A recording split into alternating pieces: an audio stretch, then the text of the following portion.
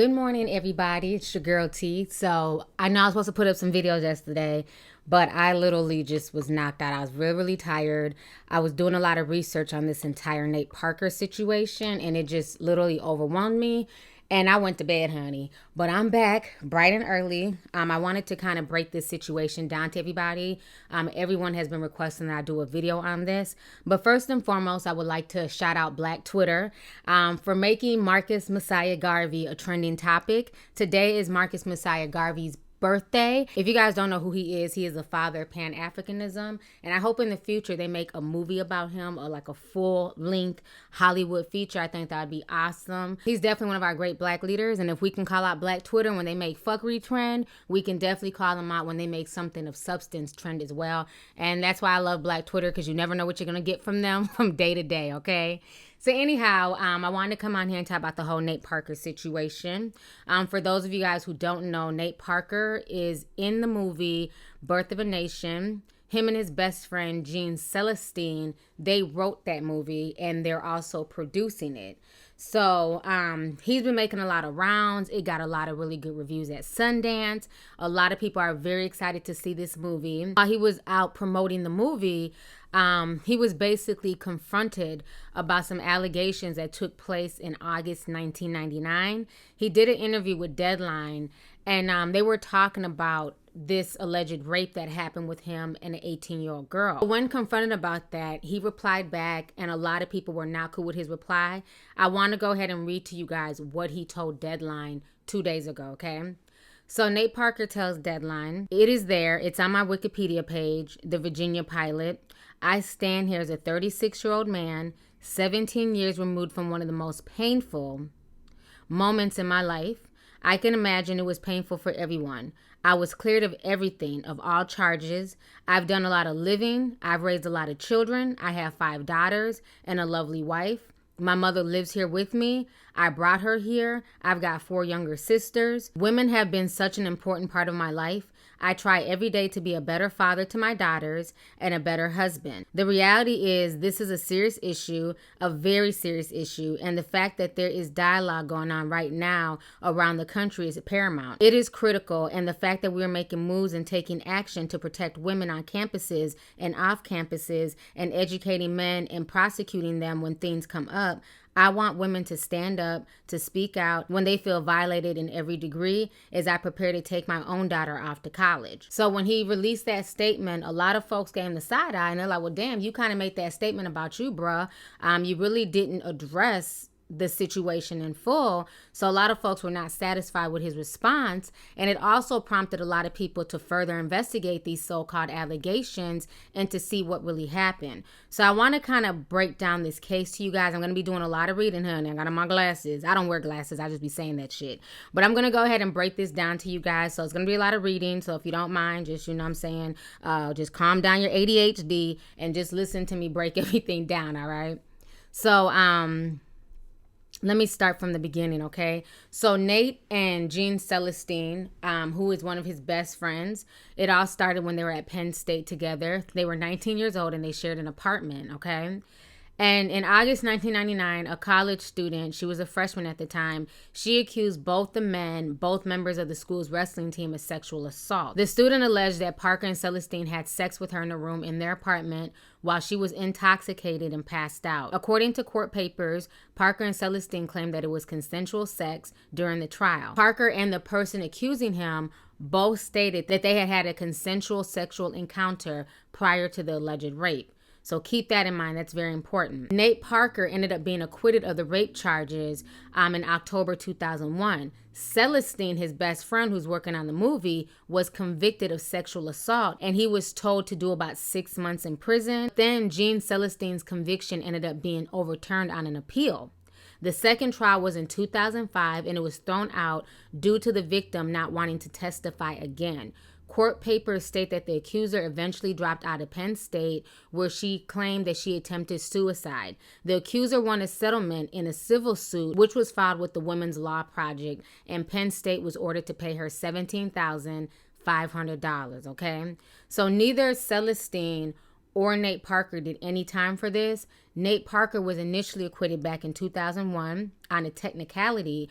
Basically, what they stated is that because Nate Parker and the victim had consensual sex the day before, he couldn't have possibly raped her the next day, which to me is stupid. But anyhow, they both were basically let off and neither one of them did time, okay? So now I'm going to kind of break down to you guys what exactly happened. I'm going to be reading everything that the accuser is stating that happened between her and Nate and everybody else, okay?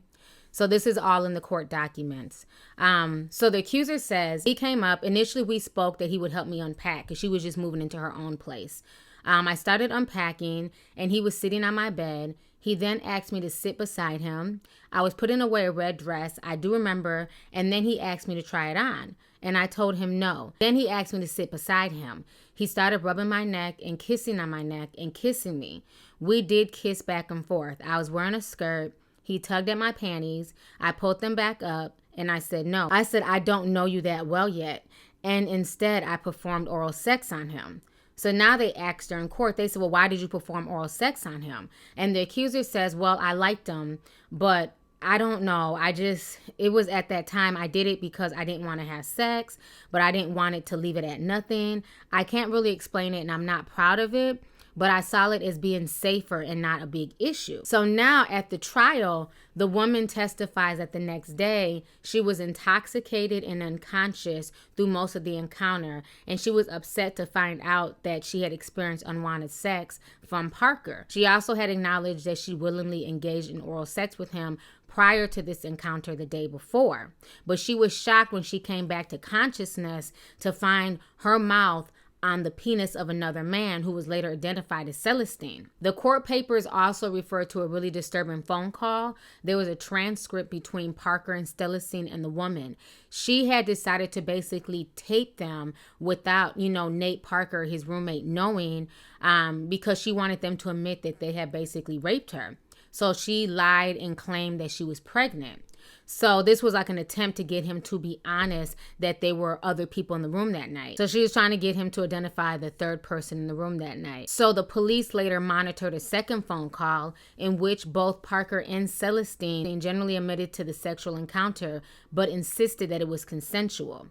So this is what Nate is saying. I'm not trying to be mean, but I felt like you put yourself in that situation. You know what I mean? I really felt like I didn't do nothing wrong. Now, this is the cherry on top. This is the smoking gun that everybody's talking about. So now during the trial, there was a third man. His name was Tamerlane Kangas, and he testified that Parker waved him and Celestine into the room to join him.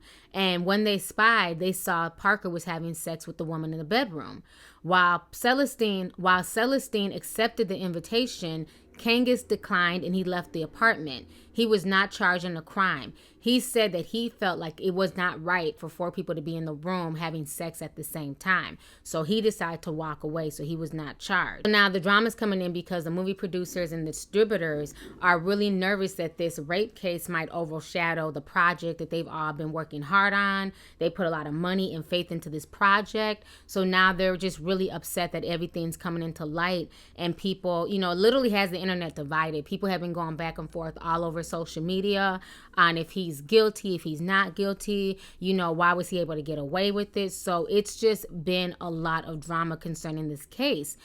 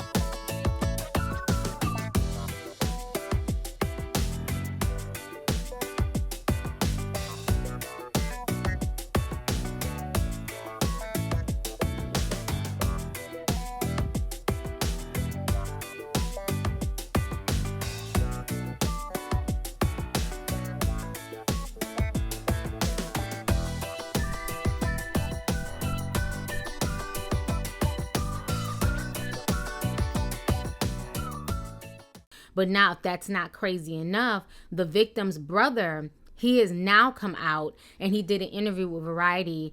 And basically, the victim's brother is saying that his sister committed suicide because a lot of people were going to go look for her and they couldn't find her because she had killed herself back in 2012 at the age of 30. So this is what her older brother said. So he says that his sister became detached from reality. He also states that Nate Parker may have litigated out of any kind of situation, but my position is he got off on a technicality. I also want to note that there was no evidence that the woman's death was directly linked to the trial. She died at a drug rehabilitation facility where she was found unresponsive by the staff with 200-count pill bottles of an over-the-counter sleep aid with ingredients similar to Benadryl by her side. So she literally swallowed 100 pills, and that's how she ended up killing herself. In court, she had also testified that she had attempted to kill herself twice before after the reported rape. Her brother also stated that she suffered from depression after the incident. Her death certificate obtained by Variety stated that she suffered from major depressive disorder with psychotic features similar to PTSD due to physical and sexual abuse. And then her brother also goes on to state that if we look back at her short life, she was entering college. His sister was very outgoing. She was a popular girl who loved animals and who loved school. He envisioned a career in marketing or media for her, but the trial was pretty rough for her. He also stated, too, that once her identity was revealed, a lot of people harassed her. They stalked her. They even said that Parker and Celestine also stalked her.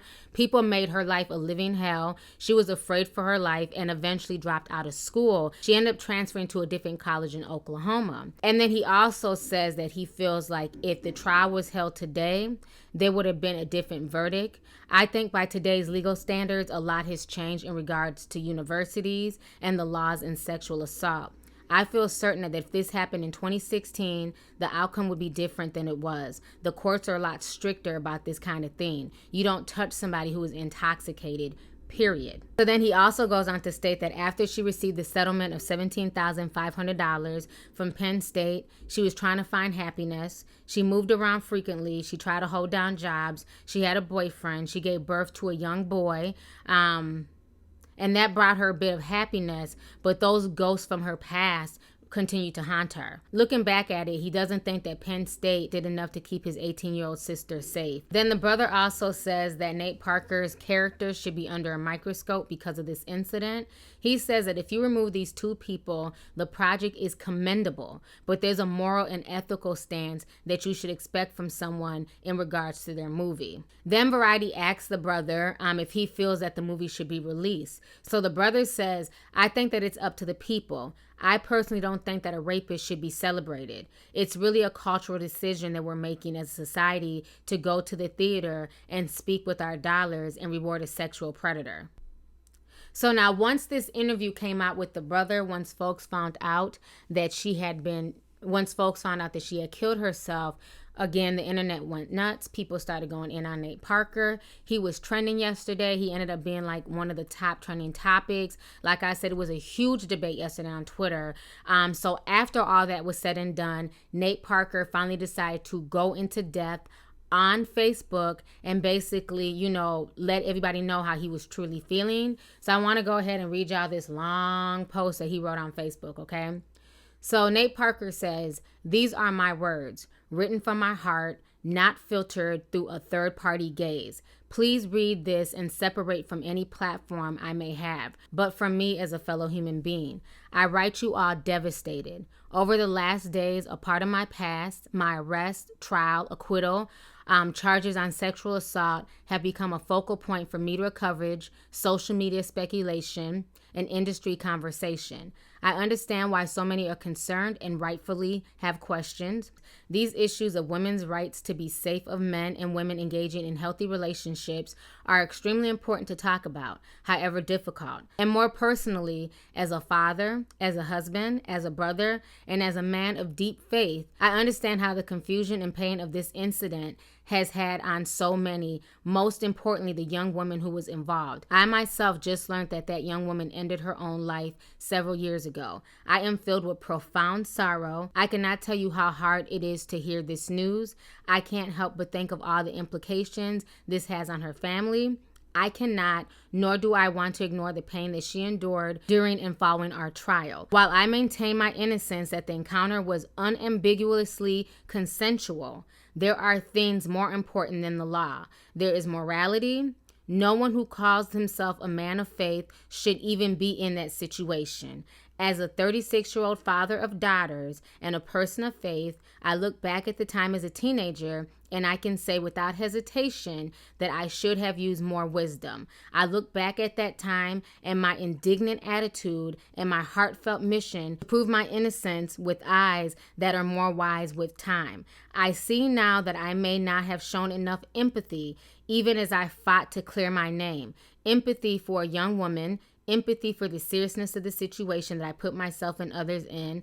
I cannot change what has happened. I cannot bring this young woman who is somebody else's daughter, who is someone's sister, who is somebody's mother back to life. I have changed so much since 19. I've grown and I've matured in so many ways, and I still have more learning and growth to do. I have tried to conduct myself in a way that honors my entire community, and I will continue to do this to the best of my ability.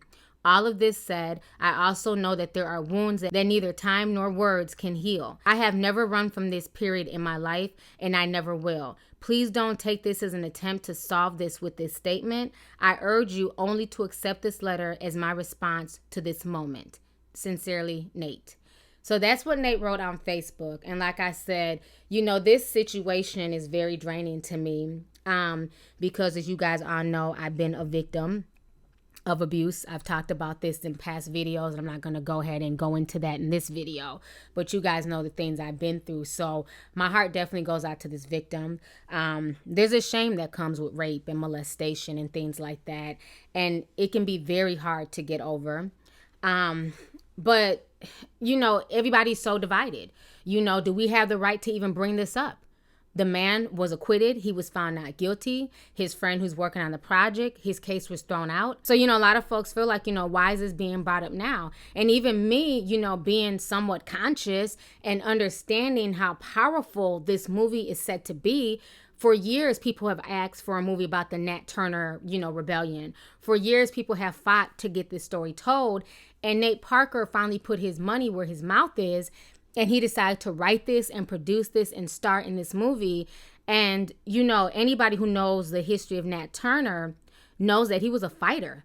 He fought back against slavery and he killed, a lot of white people. And he's seen as a hero to a lot of people.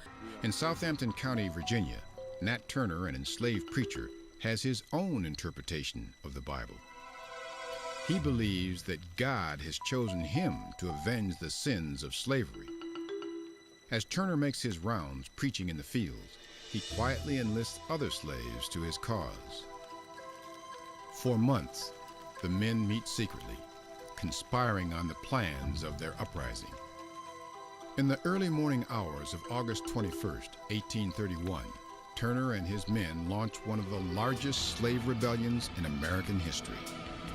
So part of me feels like, if these rape allegations have always been there, they've been on his Wikipedia page for years, why is this just not being brought up when it comes to this movie, which is a movie that can literally wake a lot of people up? Why is this being brought up now? This man was in The Great Debaters, which was an awesome movie.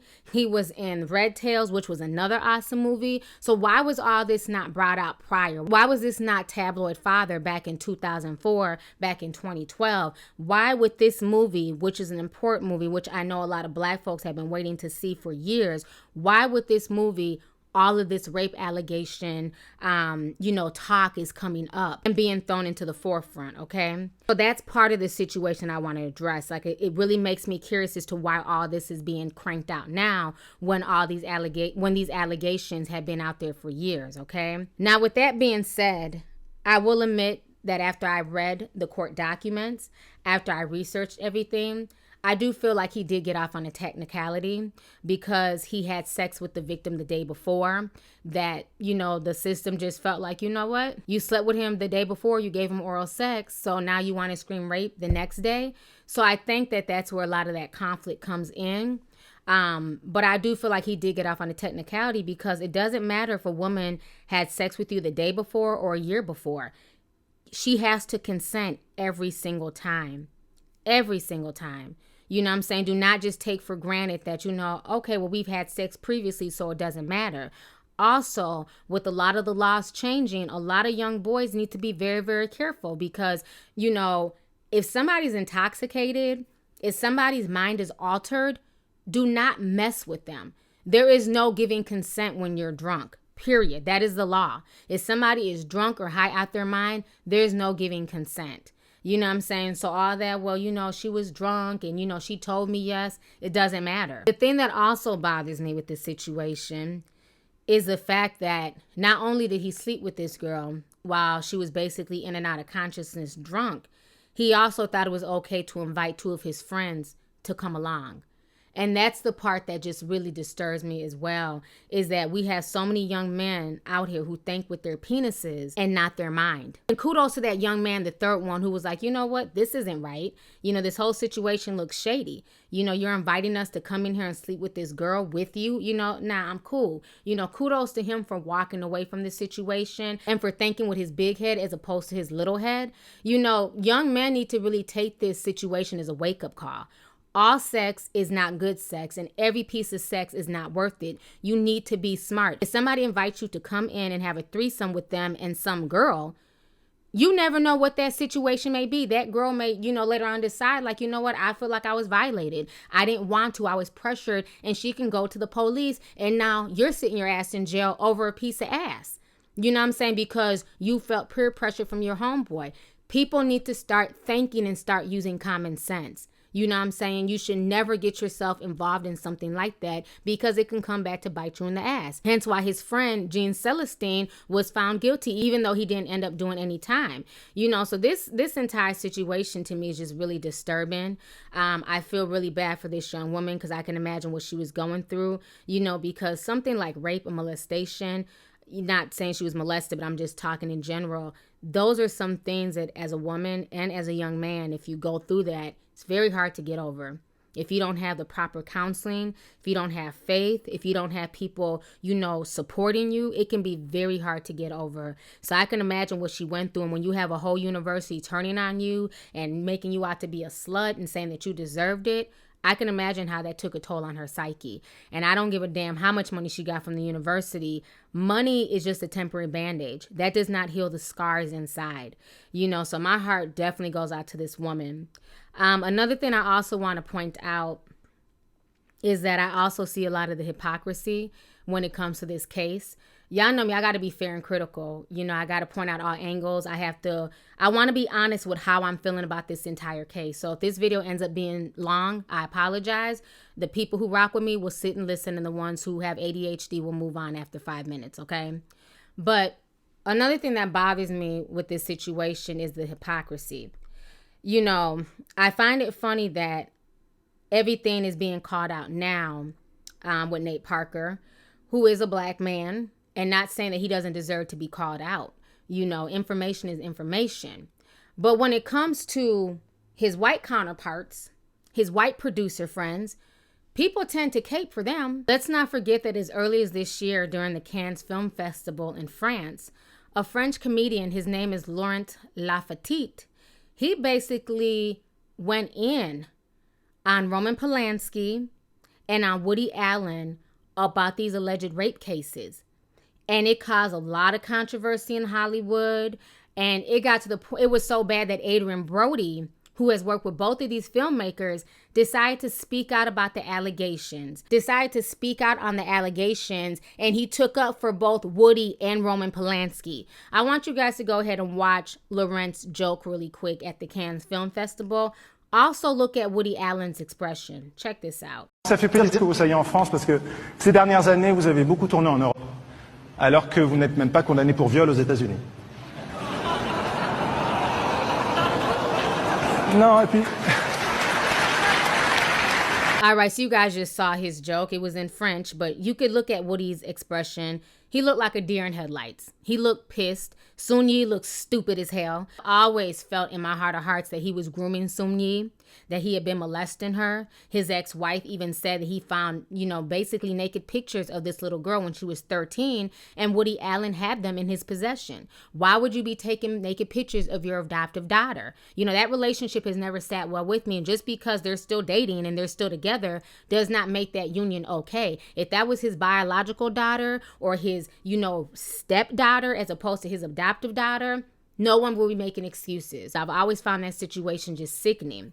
For y'all who don't know who Roman Polanski is, he was convicted in 1977. He pled guilty. He admitted and pled guilty to having unlawful sex with a 13-year-old girl. When it came time to convict Roman Polanski, his ass fled overseas to Europe and refused to ever come back. The United States has not been able to extradite him back to America. How convenient. But that's not even it. Since 1977, Roman Polanski has literally been just cranking out movies and even directed an Oscar-winning movie, 2002's The Pianist. So I just find this crazy that somebody who has pled guilty to having sex with a 13-year-old is still conducting and directing films abroad, and somehow the United States has never went out their way to really extradite him and make him, come here and serve his time. Now, Adrian Brody, it's very easy for you to sit there and say that, we should focus on something else and this is old and folks need to stop talking about this. Yeah, it's very easy to say that, but would you have those same feelings if it was your own daughter who was being molested? To me, yes, people make mistakes, but certain mistakes, I got to give your ass the side eye. Forgetting to take out the trash is a mistake. Leaving your keys in your car and locking them in, that's a mistake. Pleading guilty to having sex with a 13-year-old child, that's not a mistake, nor is it okay. Having sex with somebody who is drunk and unconscious is not a mistake, nor is it okay. So this situation just, it just had my head spinning, and this situation is just insane. It just has my head spinning no matter how you slice it. It's really disturbing and I'm really disappointed. And I understand that the people that we are at 17, 18, and 19 are not the people that we are at 30. That goes for everybody. I'm not the same person I was when I was 18 and 19. In life we evolve and you get mature. Hopefully you evolve and you get mature. But, the whole situation still doesn't sit well with me. I'm glad that he is addressing it. I'm glad he's not being a punk and just letting it go and, ignoring it. I am glad that he is addressing it, but it still makes me give him the side eye, and I still feel bad for that woman. She's still a victim to me in my eyes. At the end of the day, it's up to the people. Either you're going to go see Birth of a Nation or you're not going to see it. Point blank, period. There's nothing y'all can do. He's not going to go to jail. He was found not guilty. There is a such thing as double jeopardy. So it's not like he's going to do any time. So the only thing you can do is basically speak with your dollars. Either you're going to support him and support the movie that people have been waiting for a long time, or you're not going to support it. Point blank, period. So anyways, y'all, I don't want to make this video too long. Let's go ahead and get the discussion popping. Go ahead and leave a comment. I hope you guys enjoyed me putting this together. People wanted an entire breakdown, and that's what I wanted to do for you guys, is to break everything down. So let's go ahead and get the discussion popping. Do you feel like this is, COINTELPRO? Do you feel like, this is a conspiracy to get people to not watch Birth of a Nation about the Nat Turner resurrection? Do you feel like that's why these rape allegations are coming out? Or do you feel like, it doesn't matter? He's guilty in your eyes and he should have served time. How do you guys feel about this story in general? And then do you agree with me about the hypocrisy in Hollywood? How they're so quick to drag him under the bus, but yet and still you have big time actors still to this day defending Woody Allen and Roman Polanski. So let's go ahead and get the discussion popping. Go ahead and leave a comment. All right, deuces. Hey you guys, it's your girl T. Make sure to subscribe, like, and share my videos. You can also visit Lovelyti.com to purchase any merchandise. Also, don't forget to click the boxes down below to watch any of my previous videos. Talk to y'all later. Deuces.